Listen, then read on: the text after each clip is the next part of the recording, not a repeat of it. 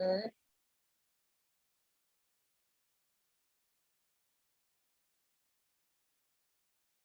My hip hurts so bad.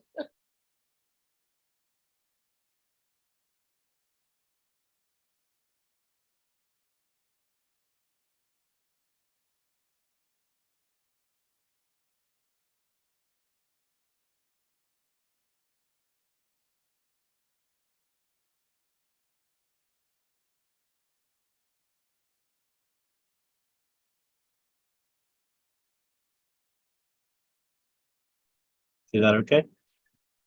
Yes, it's clear.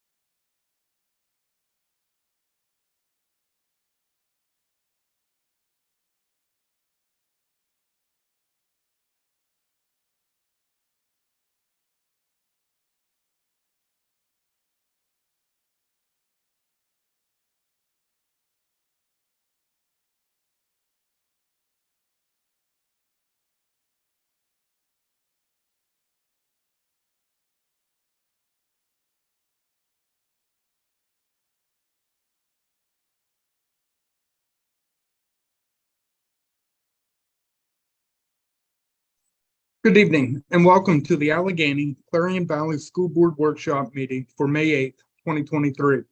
The AC Valley workshops are conducted virtually, and the link to access the workshop is always posted at the acvsd.org website.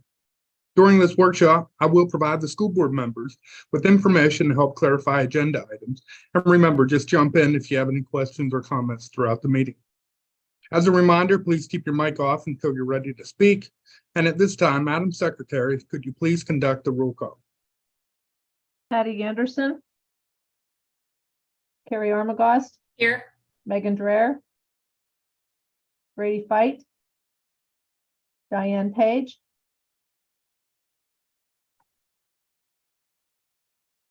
Thought I saw Diane on there. Jeff Powell.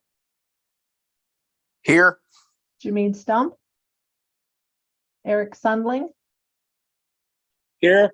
Kelly Terwilliger. Here. Diane Page, are you there?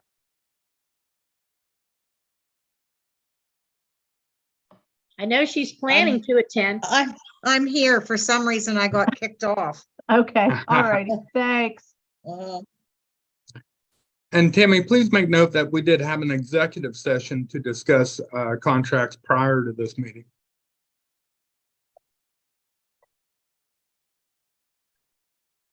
Moving down through the workshop agenda, just make note that during the voting meeting next Monday, Mr. Jim Merrim will be here. He'd like to talk about renaming the high school gymnasium. In addition to that, we have a couple wonderful student presentations that we'll all be delighted to hear. The first one's a senior project that Dr. Jordan had called down and was so excited about how well Alexis did during her presentation that she'd like to share that with the school board. And then we also have Mrs. Namelli and the 5th and 6th grade elementary STEAM team who recently competed at the intermediate unit 6. They're going to present their project as well because they did a wonderful job as well. And before we move into the consent agenda, I'll open it up. Are there any school board concerns at this time?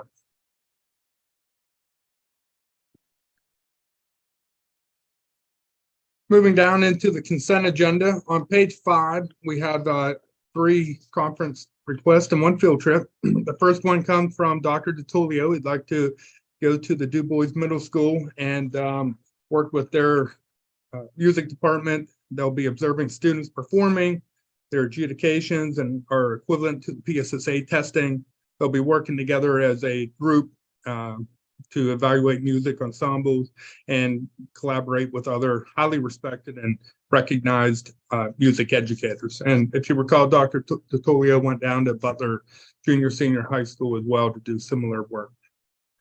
In addition to that, we have Mrs. Sherman and several teachers from the elementary put in to attend a PA Steels professional learning experience. They'll be working on having a better understanding of the fundamental phenomena focus, 3-dimensional teaching and learning that comes along with the new PA Steel standards for science.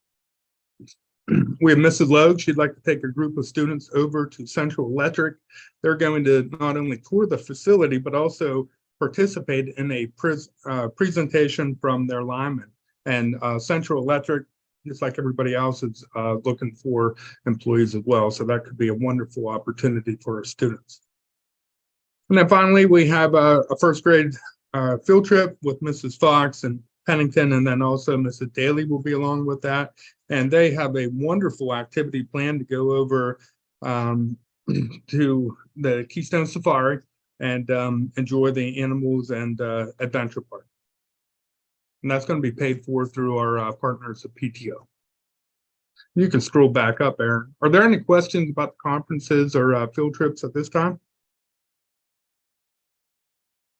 Moving down through the consent agenda, letter C, we have a part-time employee putting in to use unpaid leave. And then letter D, that's from Isabella Hunt. She'd like to volunteer with the cross-country team. She's a student over at SRU and an AC Valley graduate. So we'd love to have Isabella help out. Moving down into finance and purchase.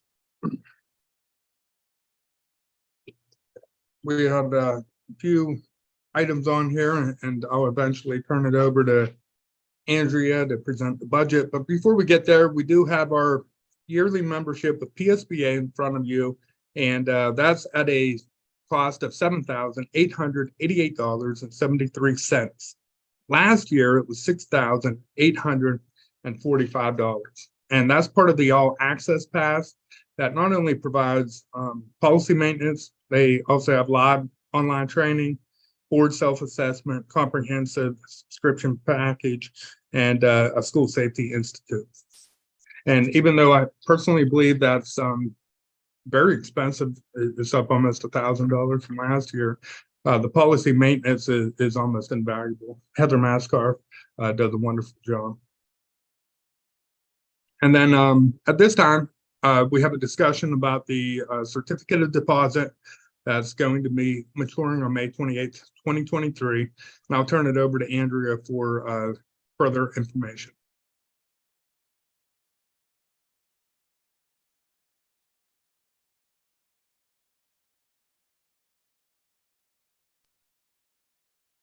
Okay, so we have a CD coming up for maturity at the end of May.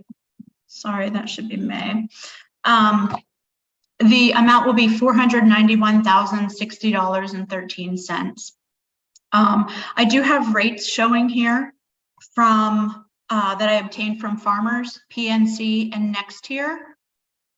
You'll see that Farmers is offering us a 1-year rate at 4.3%. PNC, new customer rate, 1-year rate of 0.02%. And Nextier, new customer rate, either 6 months, 0.65%, or a 1 year for 1.26%. I know that some of you had asked regarding money market accounts and amounts on those. I'm still waiting on feedback from all of the banks for those money market numbers. Andrea, can you refresh me how much in total that we have tied up in CDs right now? It is a little over $900,000. Okay, thank you. So I guess I'm still confused, Andrea. Are the CD that's up, we are not reinvesting it, correct? Because we need it for our budget balance. That's what I would like to see. Okay, so then these figures really don't matter because our other one's not up yet. Am I correct? The other one is not up. This is the one that's coming up for renewal. But but you're recommending that we don't renew it and we put this back into our general fund balance. That is what I recommend. I was just asked to get current rates. Okay, thank you. Andrea, If- could you tell us how much we have in the other CD and when it matures? Sure. So And if you got the rate on that too, it'd be good to know.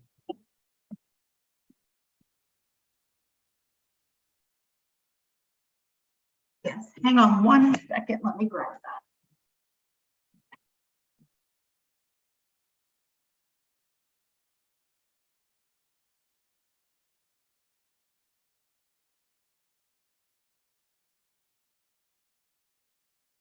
Okay, so our other CD is currently at $454,833.86. The interest rate on that was only 0.25%. Our term is 36 months. If we'd like to get out of that, we do have a forfeiture amount of $568.54. We should totally get out of that and get into the farmer's new CD if we can, right? That's what I'm thinking. Can we Also- reinvest at least one of them and for a year? I mean, if we have close to 2.9 million in the bank, Andrea and I could do some work on the numbers and what the projected loss would be. Yeah, I think Well, you have that's- to see what it costs to reinvest it. I don't know what the penalties are. Yeah, and I'm not sure that we can cancel this CD and then re-enroll and get that same rate. But that is something I can check into. Yeah, or else maybe we'll invest in this one, cancel out on the other lower interest one to help pay the bills. Yeah, there just would be, right now there's a forfeiture amount of $568.54. Do we have any other bank accounts that are not with farmers? No. Just spitballing here, but sometimes if they see you bring quote new money, like if we could move that out of that account and then move it back into farmers as new money, maybe you could still qualify for that 4.3. Well, I can reach out to the branch manager and see if we would forfeit the other CD and reinvest, what rates they would be able to provide us. Also just like numbers off the top of my head here. So if we have about 900, say, let's call it 1 million wrapped up in CDs at the moment, when are we going to be expected to need that? I didn't think it was going to be within the next year. Or is it? I mean, we could always use it. We're expecting to go into next year with a little over 2 million in our fund balance. But you have to remember that of that fund balance, $900,000 of that is in CDs. Right. So it's not readily available for us if we do need it. Okay.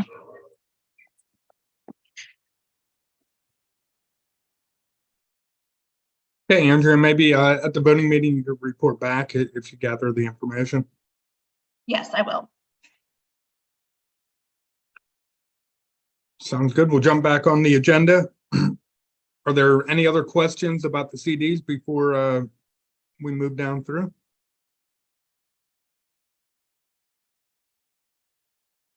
Okay, next up, we do have letter K. That's the IU6 Guest Teacher Consortium. It's a yearly cost of $600. They work with college educated adults, and they provide them with training, ensure that all the clearances are up to date, and we are able to utilize those staff members as substitute teachers. And currently we have a number of guest teachers on our roster that we use on a regular basis. So I think for the cost of $600, that's definitely money well spent.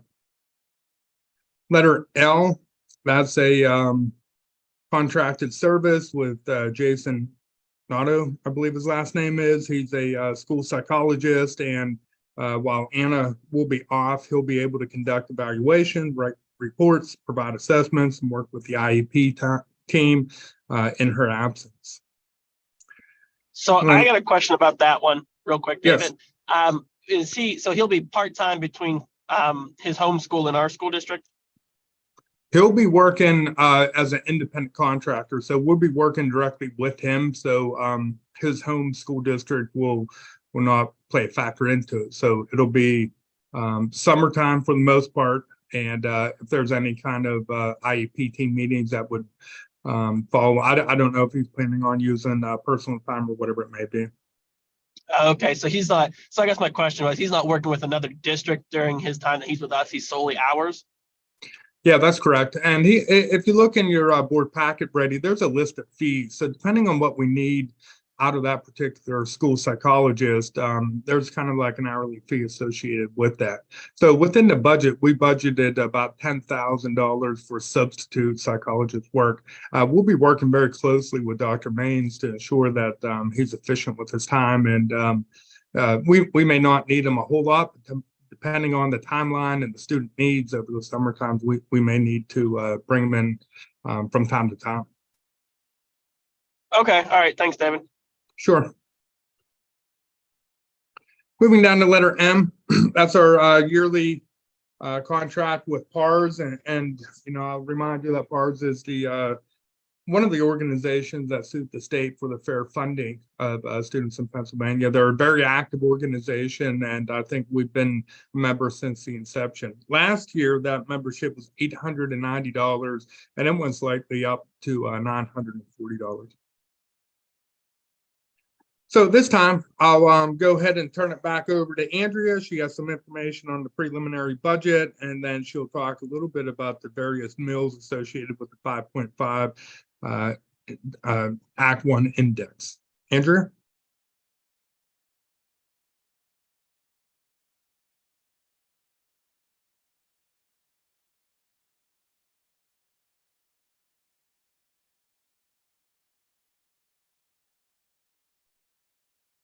Could I share my screen, Aaron? Yep, 1 sec.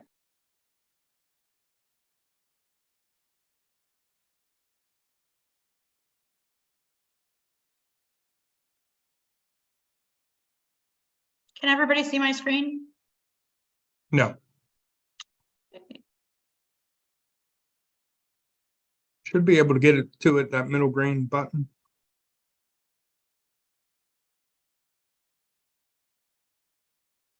Okay, I just want to go over some budget updates since our last meeting. I have got some new numbers in. As far as current real estate taxes, I am able to put a figure in there now of $3,400,000. No significant changes from the local sources other than that at this time. From state sources, we do have the state property tax reduction allocation number in, and it is $252,998, just up slightly from last year. And then we do have our Title I number that has been released, $192,706. Again, Title II and Title IV are just estimates from last year's numbers. Those numbers haven't been released yet. And that takes the total revenue to $15,404,156, which is actually $49,889 less than our last meeting. And then in the expenditure side, we had just some moving around of healthcare plans. A few individuals who will be moving from a single plan to a family plan, and also individuals moving from a family plan to husband and wife plans. So just some movement in that area, bringing the total expenditures to $17,140,513, leaving a total deficit of a little over $1.7 million.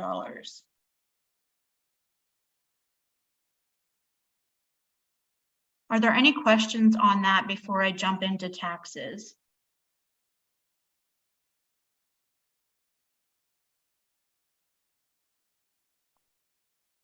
Okay, I did email everybody this spreadsheet.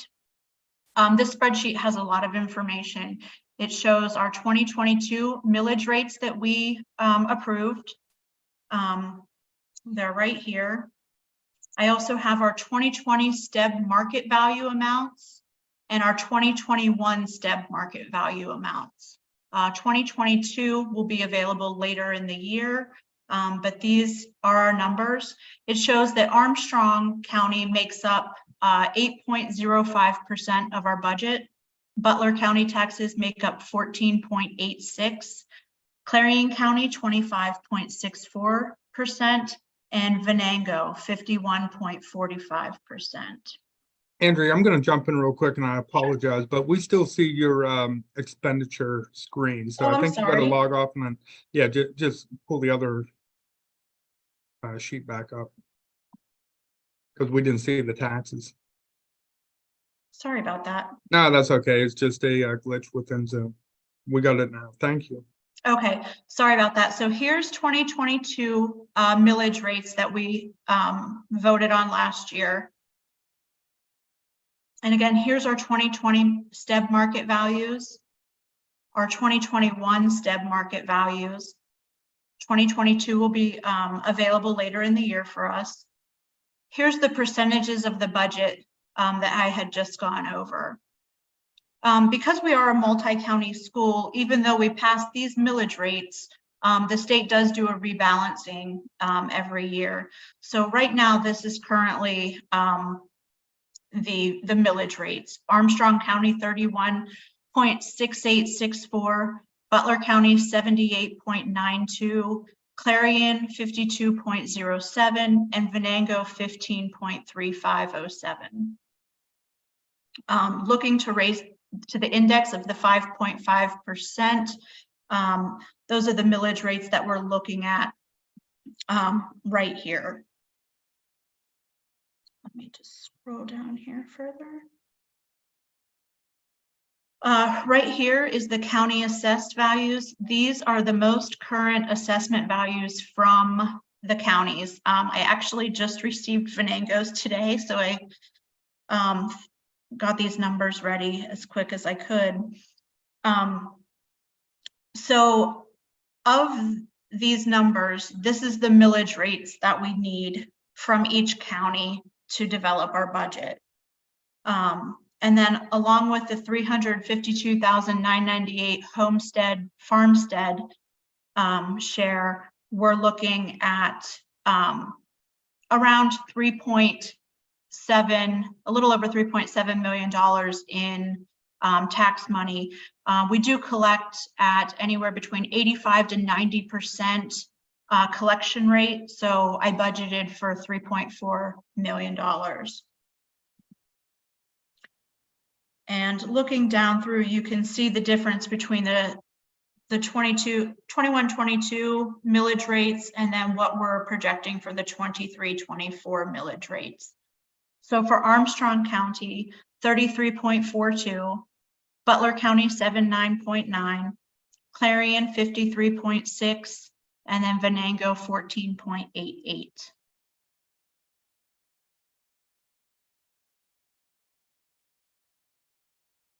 Are there any questions on the millage?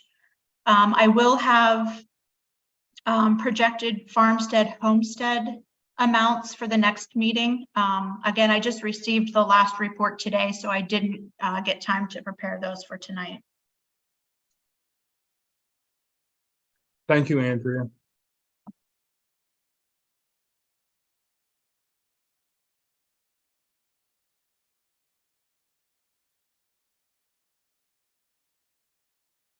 Okay, moving down into personnel, we only have a few items this evening. One is to approve a volunteer to help out with the Puerto Rico trip, and that's Ms. Paz's husband, Juan Jose Paz Morales, and he's been a volunteer in the past, but he's working to update his clearances at this time. In addition to that, we have some movement with the volleyball program. Megan Bashline helped out for the year because we were in desperate need, and as the season concluded, she submitted her letter of resignation. And then underneath that, we'll have to advertise to fill that vacancy as well. So we do appreciate Megan for all the help that she put into that program. Okay, moving down into instructional services, we do have a number of items in front of you. The first one's the Title I complaint procedure. And this is something that we had put into place years ago, but for auditing purposes and to reestablish our compliance, we have it back in front of you this evening. Just keep in mind that the Elementary and Secondary Education Act of 1965, as amended by Every Student Succeeds Act, requires state agencies to adopt written procedures when they're receiving and resolving any kind of complaints or allegations of violation of the law. And that's not only for within here at the district, but also the Bureau as well. So within this complaint procedure, we have a list of definitions that outline various aspects within our federal programs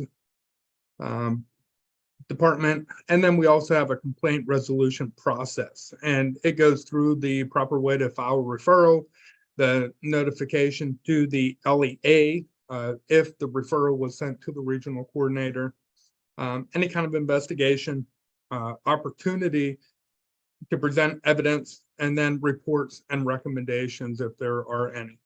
And then there's a timeline associated with that. And then there's information as far as how to resolve the particular complaint. And within this complaint procedure, we do have our Title I coordinator, Carrie Longo's information in there. The division chief and Title I coordinator can work together on resolving any kind of disputes.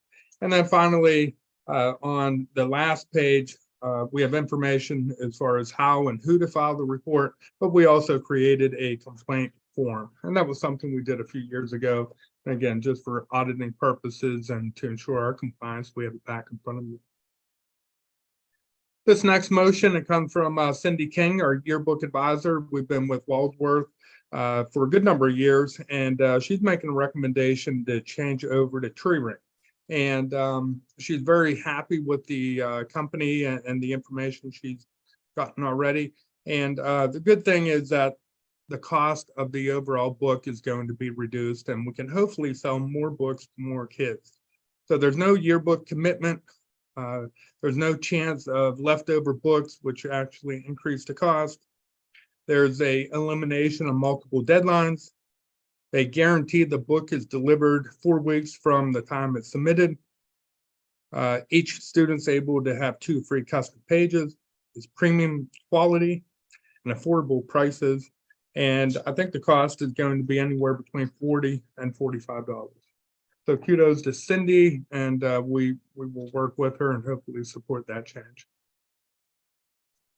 Underneath the yearbook agreement, we have 2 co-op agreements with Union School District. And at this time, I'm going to turn it over to Dr. Jordan, and together we're going to outline some of the changes and reasons why these co-ops are in front of you this evening. So Bill? As we previously discussed over the last almost a year, the basketball programs in general have seen a decline in participation, especially in the girls program. The past season, we only had varsity games played at the high school. We didn't have enough participants to be able to support a junior varsity team. including, all the way down into our junior high program. Now, this year we had 15 total, 11 eighth graders and 4 seventh graders. It's still unknown as to how many students will participate in the junior high program in the season coming up. But those 15 players more than likely will stay on that junior high team. The skill level of those students is just not at the level that would, be good enough for a junior varsity program, let alone a varsity program. So we have discussed this, over the past several months in detail with the Union High School, and their numbers are also very similar to ours. In fact, in their junior high program, they actually this past year only had 9 students, grades 7, 8, and 9. So they're hurting just as much as we are in the girls program. As we previously discussed as well, the boys program has enough numbers to support a varsity and a junior varsity team at this time. So we're only looking at the girls program, and we're hoping that, this change will, this co-op will support more students actually participating, because it will make us more competitive, hopefully. And, anytime you have success, it breeds more success, and students just want to be a part of a successful playing team. And that's the whole goal of the thing, to get more participation from more students. Are there So any in front of you questions? this evening, we have the varsity and JV agreement and then the junior high agreement. And I'm going to read through some of the changes. Most of our agreements have been very similar in the past, but I just want to be fully transparent. Now, this first agreements, the varsity and JV girls basketball program, the host school district would be Union School District. This would be for the 23-24 school year as well as the 24-25 school year. There's a 2-year agreement. The big change is right here. We're going to work together with Union. We're going to create a joint athletic hiring committee composed of equal representation from both schools. Will select a coach as they see fit. The host school district will be responsible for hiring and managing the coaches. Uniforms. There will be no investment in new uniforms at this time, since Union is the host district and they've recently purchased new uniforms. We'll be utilizing theirs. And then once we go into purchase the uniforms, if the co-op continues, then we'll create the combined uniform and the logo as well. And the varsity girls basketball schedule will be determined collaboratively between the administration and the coaches at both schools. And then there's a resolution of problems that's been in the last couple agreements. And if we have any kind of issues that's resolving, that needs to be resolved, it'll be done through mutual cooperation and agreement with both participating school districts. And that specific information is written within both co-op agreements. Are there any questions or comments at this time about those 2 agreements? I guess, David, my only question is, when we had this meeting with the public, we didn't discuss the junior high at all. I don't know if it was, it was never brought up with them. So I don't know. We're trying to be transparent with this. I'm just wondering if we're going to have issues again with the public if we add junior high at this point when it wasn't brought up. We just discussed varsity and JV. I agree with you, Kelly. You make a really good point that we've not talked about the junior high program. I'm not sure if the administration and athletic director just assumed that we would just pull junior high into it because it's a good feeder program. Does anybody have any recommendations moving forward? Bill, do you have any comment? Yes, generally speaking, those junior high programs are the feeder program for the JV and the varsity program. That's where students really, as Mr. Sherman and I have spoken about before, you usually get large numbers or larger numbers in the junior high program, but that's to be able to kind of weed out any students that aren't dedicated to actually playing basketball. The dedicated students put the time in. They are the ones that learn the program that's used at the varsity and the JV level, and help that success to move into those programs that are much more competitive and not as much of a skill-based, where you teach those skills. So in my own opinion, I think that it's necessary for the junior high program to be part of this, so that those students can work with the coaches. The coaches have that vision of what they want to see throughout the whole system that we have, and to be able to teach those plays and those schemas and the skills that would be transferred right into the into the varsity program. And I agree with all that. I'm just concerned because it doesn't discuss it all when we met with union as a board. And then when we discussed it with the parents, I'm just not sure why we didn't bring it up at that time. I guess we all assumed that it would be included, but I don't know if the parents are assuming that. Kelly, I did mention those numbers for the junior high way back in our initial discussions about this. I can't remember, to be honest, if I mentioned it in the joint meeting at all. I think I don't think the parents are aware. Yeah, I mean, I don't have a problem as long as our parents understand that we're looking at the whole program. We have to give them an opportunity to speak, voice their opinions, I guess. Bill, at some point, can you share those junior high numbers again? I know we've heard them a couple of times. If you could just, for convenience sake, at some point before the voting meeting, just provide us with those junior high numbers for us and union. Yes, I can give you those numbers. Sorry, I have a big truck driving by. I can give you the junior high numbers for the last couple of years for our program anyhow. I'll try to get unions as well. Thank you.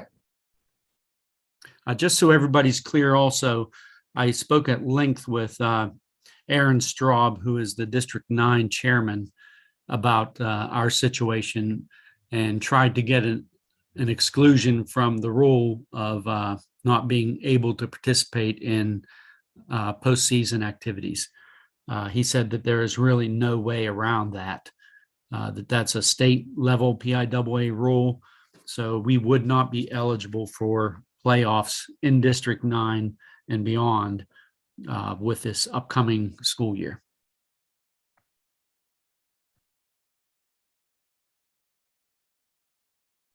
Any other questions or concerns?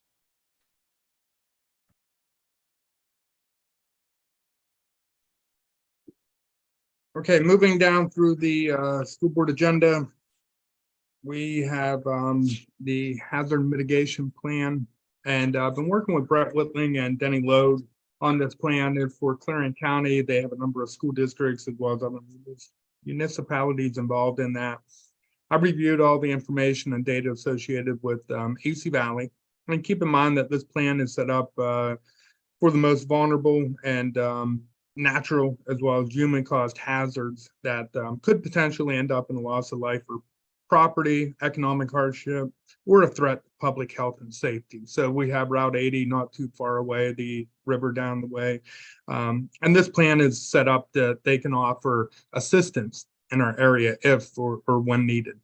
Within the school board packets, there is a informational piece associated with that. We'll have to vote on Monday and then send in our documentation so that Clarion County can submit that plan and have it approved by the state.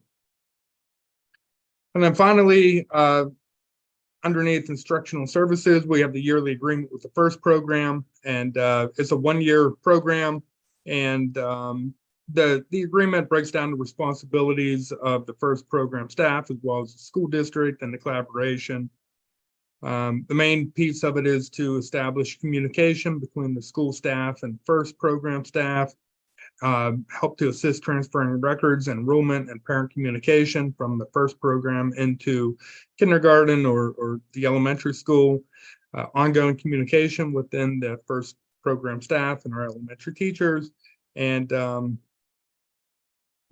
this agreement hasn't been changed for quite some time now. Maria and her staff does a wonderful job working with our birth through fifth grade families.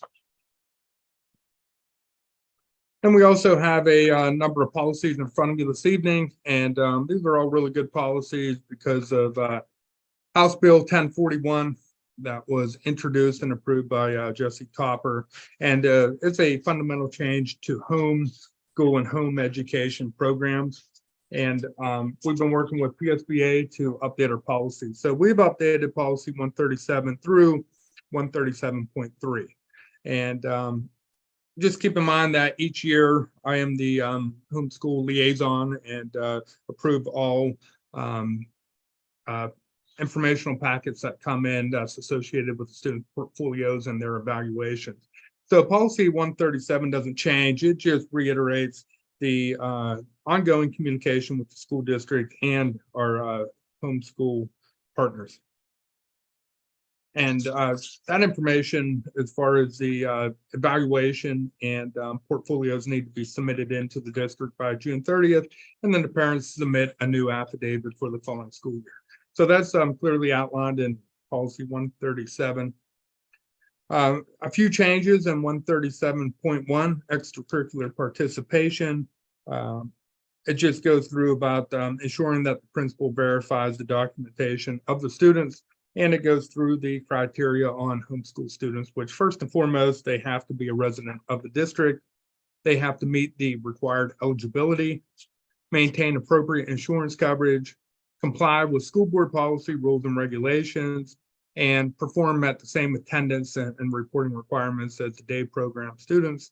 And then also the students need to have a physical before entering. Slight language changes in that, but nothing too major. And then probably the most exciting part of this, or maybe one of the two, is policy 137.2, participation in co-curricular activities and academic courses.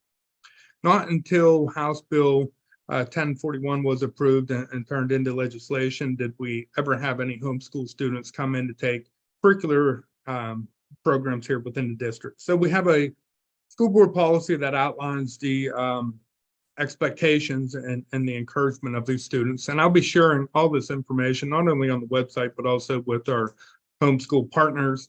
And if we get these families and students to be more active within the academic realm, as well as the Career Center, which I'll be discussing here shortly, they become part of our educational program and part of our ADMs, which is our average daily membership. So the state will help reimburse for the cost of everybody. And I've been working with Michelle Austin as well as Tracy Wooderson up at the Career Center to ensure that we make a smooth transition and we welcome our homeschool students with open arms. Again, participation in the co-curricular and academic courses are similar to extracurricular. The students have to be a resident of the district. They have to comply with school board policy, meet the attendance requirements, and the students have to actually enroll in the district if they'd like to participate in the day. And then the other stipulation is if they want to come in and take, say, for example, math and English, the classes have to be adjacent to one another. We can't have, period 1 and then period 10. Theoretically, they come in mid-morning, they take period 2, algebra, period 3, ELA. Transportation. We will provide transportation on the regular routes. We're not going to set up anything different.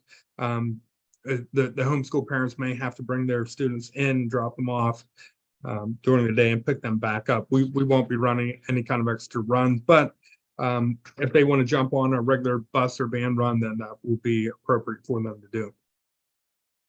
And again, I'll be working with Dr. Jordan, Mrs. Lowe, as well as Mrs. Sherman and Ms. Rice down here at the elementary school to make sure that we're able to enroll these students when or if they want to start participating next school year. And then policy 137.3, participation in career and technical education programs by home education students is very exciting. We had worked on this policy. I sent it up to have Michelle as well as Tracy review it.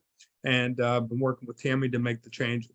So the board approves participation in the career and technical education program by the student enrolled in a home education program who met all the requirements stated in law as well as board policy. So the students will be able to come in midday, jump on the Career Center bus and go up and take a career path of choosing. We'll be working with those students as well as our other students to try to provide them with an equal opportunity to sign up for the shop of their choice. The students will have to fill out the formal application process at the Career Center and participate in their required curriculum activities. Prior to the Career Center enrollment, students will be required, just like everybody else, to submit all their documentation, which include attendance, portfolios, and documents showing completion of curriculum prior to entering Career Center. Transportation, same. Students attending home education program to participate in the career and technical programs may use district transportation to and from the career and technical education program during the times when the district transportation is already operating. So the parents can drop the kids off here at the district, or the student can drive in. And if they live closer to the Career Center or cannot make the transportation here at the district, I have worked with Tracy at the Career Center, and we have language within policy on page 3 of 4 that the students who wish to drive to the Career Center can do so by requesting and completing a driving permit, obtain the appropriate permission from the school administrators. The parents show that they have a license, vehicle registration, as well as insurance card. And then again, depending on the particular shop, do the best job we can to get the students into, but they may have to demonstrate some kind of skills or competencies prior to participating in that shop. So very exciting news, the piece of legislation that I support 100%. And then finishing off with policy 255, PSBA is making a recommendation that we retire 255, because if you recall, we've recently updated several other homelessness as well as foster care policies. So there's a little bit of conflicting language in policy 255. So we're making a recommendation to retire that policy. So I know we covered a lot of information this evening, specifically around that budget, the budget deficit, the taxes, and the CD. So this time, before we log off, I'll open it up. Are there any questions or comments or recommendations from the school board?